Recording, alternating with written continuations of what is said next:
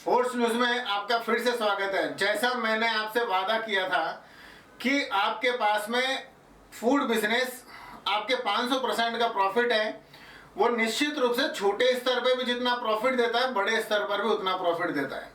यदि ये छोटे स्तर के ऊपर 10 रुपए की चपाती बिकती है तो बड़े स्तर पर वही 70 रुपए की 80 रुपए की बिक सकती है। आज हम बात करेंगे एक रेस्टोरेंट बिजनेस की। रेस्टोरेंट वो जिसके अंदर आप 30 से 40 लाख रुपए का इन्वेस्टमेंट करने वाले हैं। ये इन्वेस्टमेंट आपका टेबल में, कुर्सी में, सोफा में, किचन के अंदर, कर्मचारियों की तनख्वाह में, उनकी ड्रेस में, उनकी टोपी में, इन तमाम चीज़ों में आपका इन्वेस्टमेंट होने वाला है। इसके अंदर प्रॉपर्टी नहीं है, ध्यान रखना। प्रॉपर्टी किराए की लेके मैं आपको बात बता रहा हूँ, क्योंकि प्रॉपर्टी लेने के अंदर तो खुद ही वो 40-50 लाख के 1 करोड़ रुपए भी घुस जाएंगे, क्योंकि आपको अच्छी जगह तलाश करनी पड़ेगी। ऐसी जगह जहां आपको पार्किंग की कोई समस्या नहीं है, क्योंकि इस रेस्टोरेंट के अंदर आपके जो कस्टमर आने वाले हैं वो तमाम लोग अपने स्कूटर, मोटरसाइकिल के अलावा कारें भी आपके पास में स्टार्ट होने वाली हैं।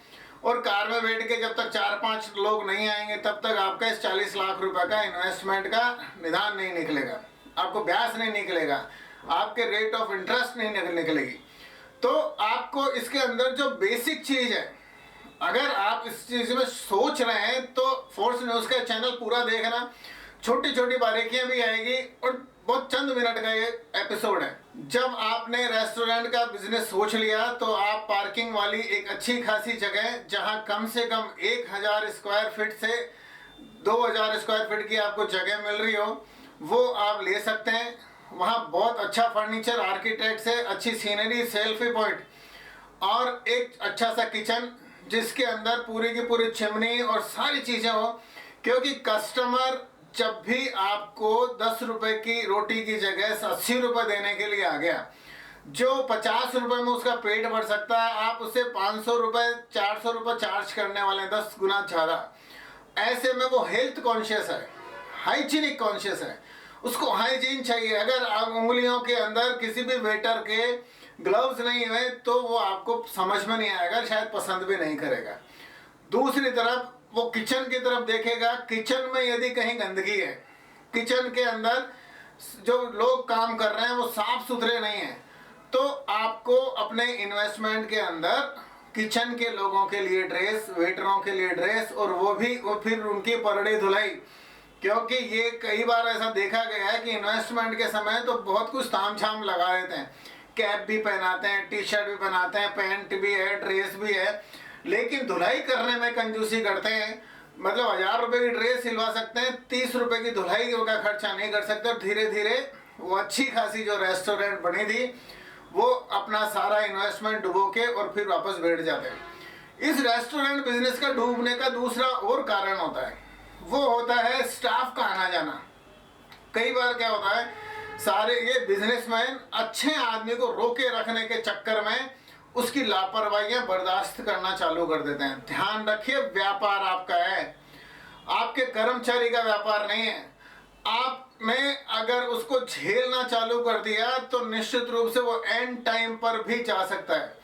कई बार आपके रेस्टोरेंट के अंदर बड़ी पार्टी भी होगी, शादी भी होगी, तो जिसको नखरे दिखाने हैं वो उस समय दिखाएगा जब आपका फजीती बहुत सारे लोगों के बीच में होने। इसलिए चूंकि आप 30-40 लाख रुपए लगा के काम चालू कर रहे हैं तो किसी को भी टोलरेट करने की जरूरत नहीं है।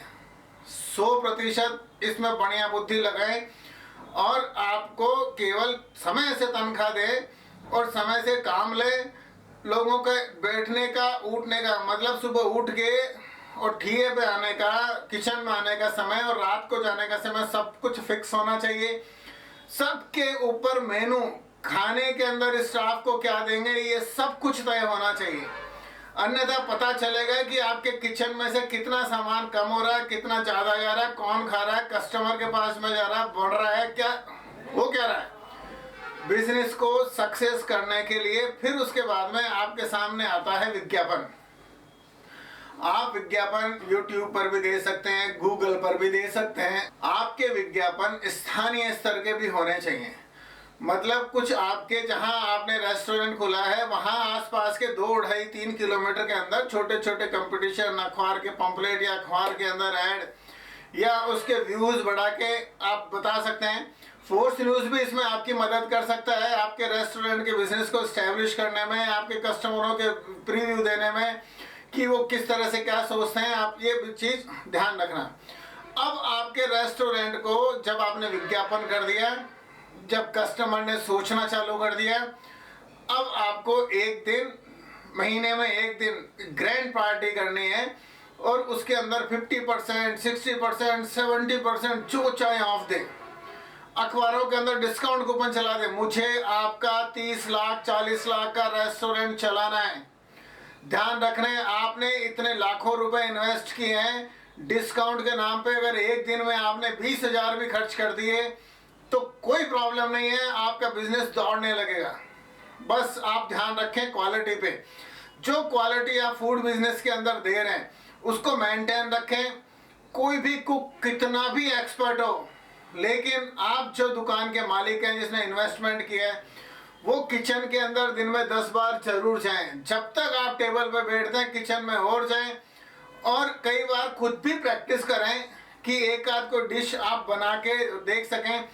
इससे सबसे बड़ा फायदा होगा कि आपके कुक, आपके बनाने वाले, जिसकी वजह से आपका रेस्टोरेंट चलने वाला, उसके मन में आपका भय होगा कि मैं अगर ये छोड़ के चला गया तो सेठ जी को भी सारा काम आता है। आप नए आने वाले कुक को भी बता सकते हो कि भाई हमारे रेस्टोरेंट का ये टेस्ट है, आपको इस तरह से बनाना है।